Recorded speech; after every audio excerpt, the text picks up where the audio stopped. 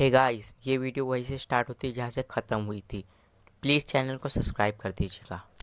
ये मालूम है तुमने अपनी पूरी कोशिश की, लेकिन जब तक मैं स्कूल में हूँ तुम्हें हमेशा मेरी साइड लेनी होगी। और अगर तुम इसमें फेल हो गए तो मैं तुम्हारी तो लाइफ बर्बाद करूंगा ही, खासकर उस इंग्लिश टीचर की। तो तुम्हें जो भी करना पड़े करो, बस मेरी साइड कभी मत छोड़ो। और मैं वादा करता हूँ जब तक मैं स्कूल में हूँ तब तक ये बातें कहीं बाहर नहीं निकलेगी। जिसके बाद और वो वहाँ से चला जाता है। ह्यूंगसुंग अपना क्लास में से बैग उठाकर वहाँ से चला जाता है और अपने घर जाता है, जहाँ वो अपनी दादी माँ को पुकारता है। लेकिन उसकी दादी माँ वहाँ पर नहीं थी, क्योंकि वो एक पार्ट टाइम जॉब पर गई। उसका घर बहुत ज्यादा आलीशान था, लेकिन उसके कोमा में जाने के बाद उसकी दादी माँ को वो घर भेजना पड़ा उसके इलाज के कारण। उसे वो ये अपॉर्चुनिटी मिली है कि वो अपने पास्ट को चेंज कर सके, और वो सिर्फ अपना बदला नहीं लेगा बल्कि अपनी दादी माँ के लिए एक अच्छा खासा पैसा भी कमाएगा और पावर भी, जिससे उनकी लाइफ इजी और ऐशो आराम से निकले। और उसके पास सिर्फ एक हफ्ता है, इसीलिए उसे अपने जल्दी खोलने पड़ेंगे। और वो अपना एक प्लान कॉपी खोलकर उसमें लिखने लगता है, और उसे अपना बेस इस जगह में 2 साल के अंदर अंदर बनाना है। और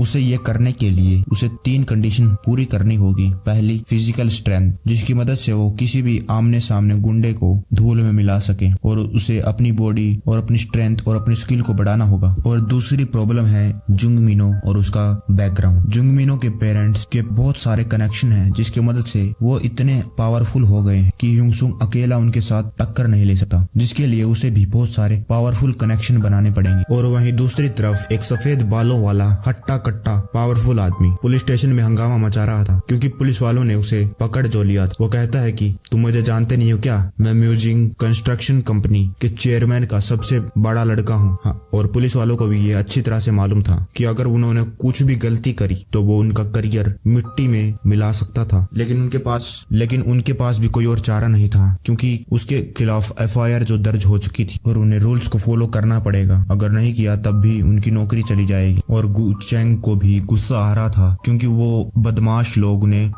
उससे पहले पंगा लिया, और वो इतने ज्यादा कमजोर थे कि एक ही मुक्के में हॉस्पिटल जाना पड़ा उन लोगों को। पहले तो उन्होंने पंगा लिया और फिर हॉस्पिटल जाकर मेरे लिए मुसीबत खड़ी कर। और उसे भी पता है कि ये मैटर बहुत ज्यादा सीरियस हो गया, क्योंकि अभी हाल में ही उसके पापा ने एक अनाउंसमेंट करी कि उसके बाद उसकी गद्दी कौन संभालेगा, उसका बड़ा बेटा या छोटा बेटा। एक लड़ाई उसके बीच, जो कि 12वीं पास है और हमेशा लड़ाई में उलझा रहता है। और दूसरी तरफ उसका भाई बड़ी यूनिवर्सिटी से ग्रेजुएट है और एक बड़ी परिवार की लड़की से शादी भी कर रखी है 3 साल पहले। और उसी की वजह से उसके भाई के पास ज्यादा चांस है कि वही चेयरमैन बने। और अगर ये केस बाहर निकल गया तो उसके चांस और भी ज्यादा कम हो जाएंगे और वो कभी भी चेयरमैन नहीं बन पाएगा। और वो पुलिस वाला भी गोचेंग को कहता है कि ये केस बहुत ज्यादा अलग है और हम आपको नहीं छोड़ सकते, और हम इस केस को रफा दफा भी नहीं कर सकते। गोचेंग को गुस्सा आ जाता है और कहता है कि मेरी गलती नहीं थी, उन लोगों ने पहले मुझसे पंगा लिया। पुलिस वाला कहता है कि वहाँ पर कोई CCTV कैमरा भी नहीं था, लेकिन बिना कोई एविडेंस के हम आपको ऐसे नहीं जाने दे सकते, क्योंकि गोचेंग के पास कोई प्रूफ नहीं था। इसी की वजह से जब वो लोग होश में आएंगे तो उन्हीं की बात को माना जाएगा। ये सुनकर गोचेंग और भी ज्यादा गुस्सा हो जाता है और वो इधर उधर देखने लगता। तभी वहाँ पर उसे एक लड़का दिखता है जो कि कुर्सी पर बैठा हुआ था, और वो सोचता है कि इतनी रात को एक बच्चा पुलिस स्टेशन में क्या कर रहा है। लेकिन वो हैरान हो जाता है जब वो ह्यूंगसुंग उसकी तरफ उंगली करके कहता है कि वो उसके लिए गवाह बनकर आया है। और ह्यूंगसुंग उसे उस लड़ाई की रिकॉर्डिंग दिखाता है, जैसा कि गोचेंग ने बताया था कि वो लोगों ने उस पर पहले हमला किया और उसके बाद में ही गोचेंग ने उन पर पलटवार किया। और इस वीडियो को कैसे भी देखो, इस वीडियो से पता लगता है कि उन लोगों ने ही पहले गोचेंग पर हमला किया और अपने बचाव में गोचेंग ने उन पर वार किया। गोचेंग तो बस वहां से जा रहा था। ह्यूंगसुंग कहता है कि वो तो बस वहां से जा रहा था, और वो देखता है कि वहां पर कोई भी CCTV कैमरा नहीं है और ये लोग किसी को पीट रहे थे। और ह्यूंगसुंग कहता है कि ये जेंटलमैन ने अपनी पूरी कोशिश की उन लोगों से बचने के लिए, लेकिन वो लोग फिर भी नहीं माने और इस पर हमला करते रहे। और इसी की वजह से इन जेंटलमैन के पास कोई और चॉइस नहीं थी, बस उन पे हमला करने की। क्या ये कोई गलत बात है अपने बचाव में उन और लोगों को पीटना? ये तो बस इतने ज्यादा शक्तिशाली हैं कि एक ही मुक्के में उन सभी को ढेर कर दिया। गोचेंग भी ह्यूंगसुंग के कंधे पर हाथ रख लेता है और कहता है कि ये सही कह रहा है। जिसके बाद उन पुलिस वालों के पास और कोई चारा नहीं था गोचेंग को जाने देने के लिए, लेकिन वो अपने आप को बचाते हुए कहते हैं कि हमें माफ कीजिएगा सर, हमें मालूम नहीं था कि उन्होंने आप पर पहले हमला किया। और वो कहते हैं कि जब वो होश में आएंगे तो अब हम आपको बता देंगे। जिसके बाद गोचेंग कहता है कि तो मैं इतनी देर से क्या झूठ बोल रहा था। जिसके बाद गोचेंग पुलिस वालों को कहता है कि तुम्हारा फ्यूचर तो बहुत ब्राइट है, मैं तुम्हें बहुत ज्यादा आगे जाते हुए देख सकता हूँ। उसके बाद ह्यूंगसुंग और गोचेंग पुलिस स्टेशन के बाहर आ जाते हैं और गोचेंग ह्यूंगसुंग को कहता है कि अगर तुम नहीं होते तो मैं बहुत ज्यादा मुसीबत में फंस सकता था। इसीलिए गोचेंग उसको बहुत सारे पैसे देता है और ह्यूंगसुंग भी बिना कुछ सोचे उसे ले लेता है। और गोचेंग भी सोचता है कितने साल के बच्चे इतने सारे पैसे कभी नहीं लेते, लेकिन ह्यूंगसुंग ने एक ही बार में ले लिए। और ह्यूंगसुंग कहता है कि क्या ये सिर्फ कोइंसिडेंस था, उन लोगों ने तुमसे पंगा लिया। और गोचेंग कहता है कि मैं कुछ समझा नहीं।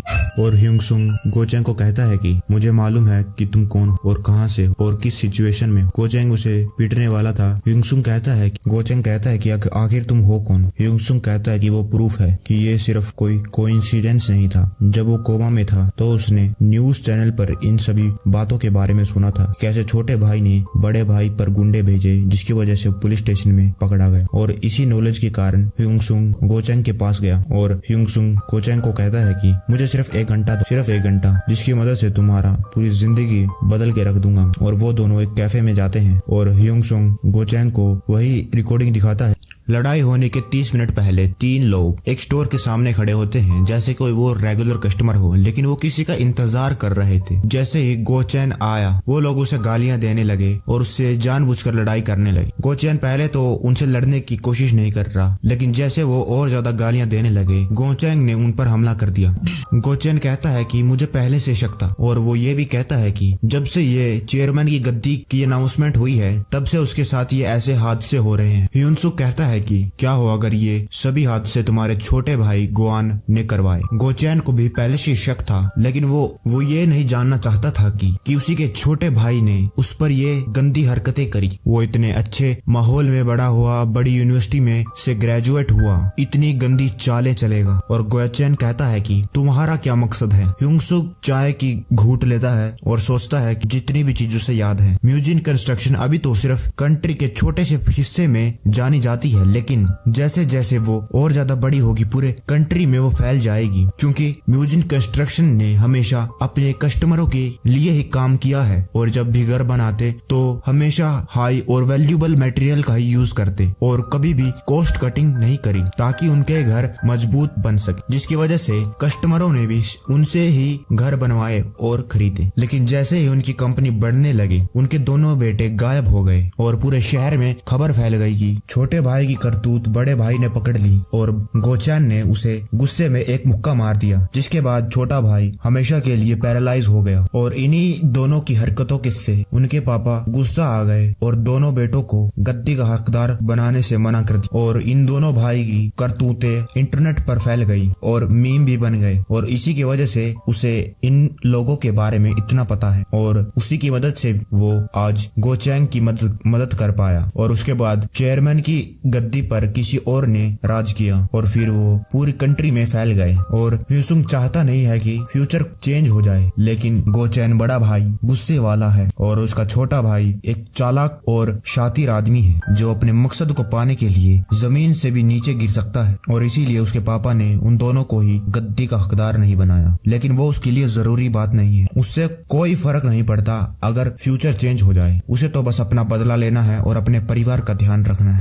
और ह्यूंगसुंग कहता है कि मैं तुम्हारी मदद करूंगा चेयरमैन बनने में और तुम्हारा बदला लेने में भी गोचेन से। गोचेन उसकी बातें सुनकर हंसने लगता है कि ऐसे छोटा सा बच्चा मेरी मदद करेगा। और ह्यूंगसुंग कहता है कि मुझे मालूम है कि कई सारे लोग तुम्हारी मदद कर रहे हैं चेयरमैन बनने में, लेकिन मुझे ये भी मालूम है कि वो सिर्फ तुम्हारे कानों में अच्छी बातें डाल रहे हैं और मैं तो सिर्फ एक हाई स्कूल का स्टूडेंट होकर तुम्हारे छोटे भाई की करतूत को पकड़ सकता हूँ, लेकिन वो तुम्हारे साथ होकर कुछ भी नहीं बता पाए क्योंकि वो लोग तो तुम्हारे छोटे भाई की ही तरफ हैं, बस तुम्हारे कान भरने में के लिए भेजे हुए हैं। ह्यूंगसुंग कहता है कि मैं नहीं चाहता कि तुम मुझ पे बिलीव करो, मुझे तो सिर्फ एक मौका चाहिए ताकि मैं एक रिलेशनशिप बना सकूं तुम्हारे साथ, सिर्फ ट्रस्ट पर। गोचेन बाहर जाकर सिगरेट जलाकर सोचने लगता है कि उसे क्या करना चाहिए। तभी उस कैफे का ओनर आता है कि यहाँ पर सिगरेट मत पियो, जिसके बाद गोचेन गुस्सा हो जाता है और कहता है कि यहाँ से चला जा वरना मैं इस कैफे को ही डिस्ट्रॉय कर दूंगा, जिसके बाद वो भाग जाता है। और ह्यूंगसुंग उसे